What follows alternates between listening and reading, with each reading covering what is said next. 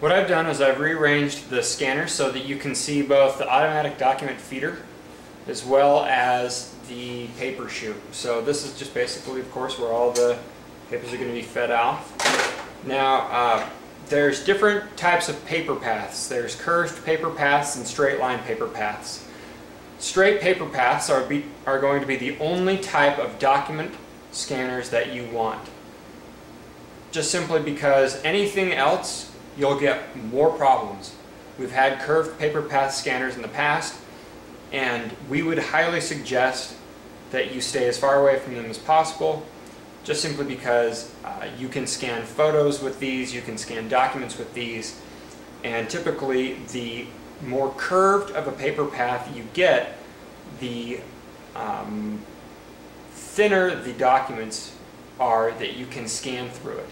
So you can scan some pretty heavy-duty items and some pretty delicate items through straight paper path scanners. So what I'll do is I'll press scan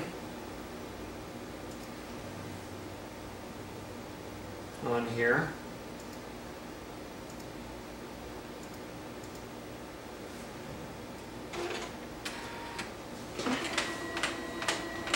And it will pull the documents in for the first time.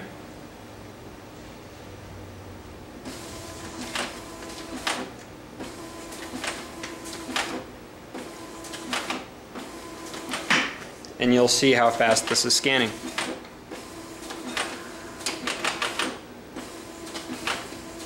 What I'll do is I'll also zoom in for you on the screen,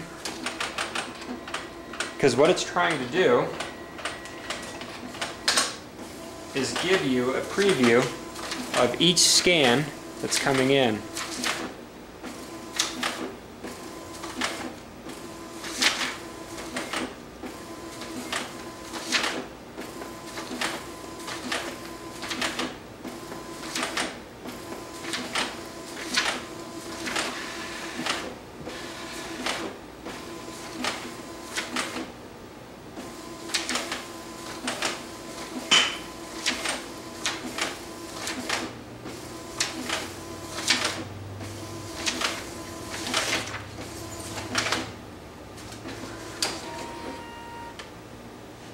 Okay, so that was at 240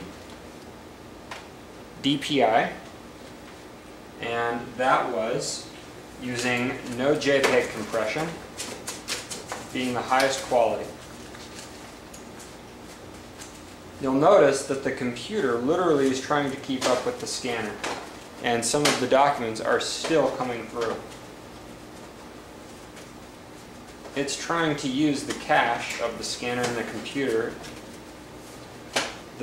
the best it can.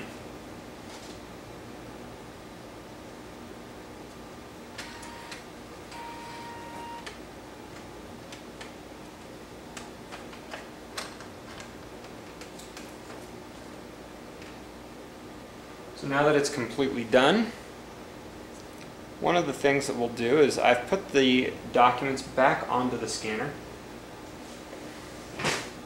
and I'm now going to go try a couple of different settings. Now I'm going to drop it down to 200 DPI, and I'm going to select some of the different options in here where a job cache uses both memory, and I'll set this again. It resets if you select anything other than what you had used before. I have blank page skip selected here, so I'm unselecting it, deselecting it, I mean. I am bringing 200 megabytes.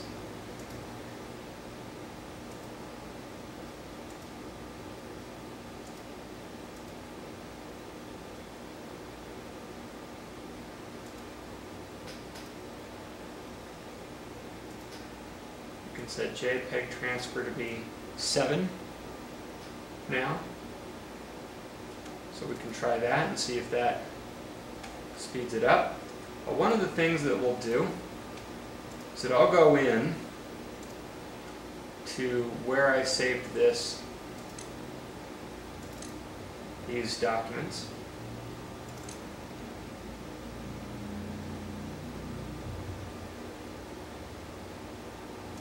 I'll I'll actually select the details. And I'll go in and I'll see exactly when it was. So the very first file was scanned at 5:44 and 49 seconds p.m. And the very last file was scanned at 5:46 and 36 seconds.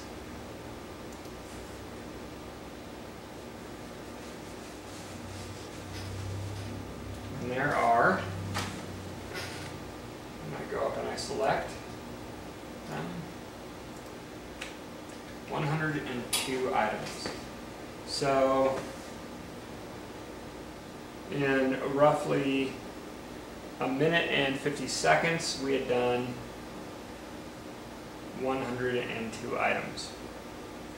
So if we have done 102 items in a minute and 50 seconds, let's now try it using 200 DPI, doing ADF,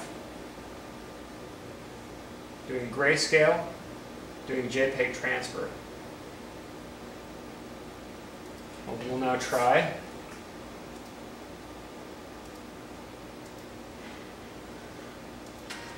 this again.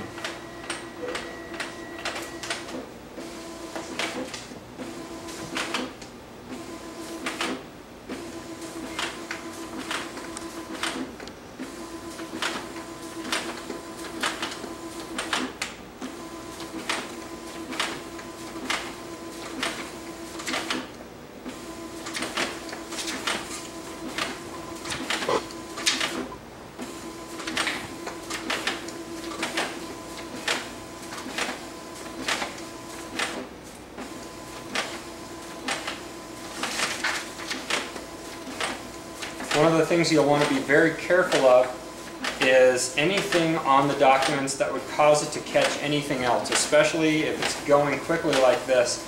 It's very easy for something to get caught and for us to have 50 documents on the floor really fast. So, case in point, just like that. Anything that could have potentially been a problem just simply because of the fan folds that are here. This was in a folder.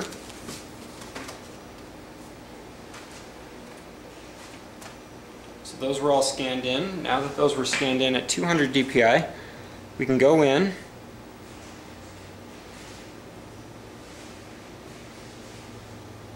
and we can take a look.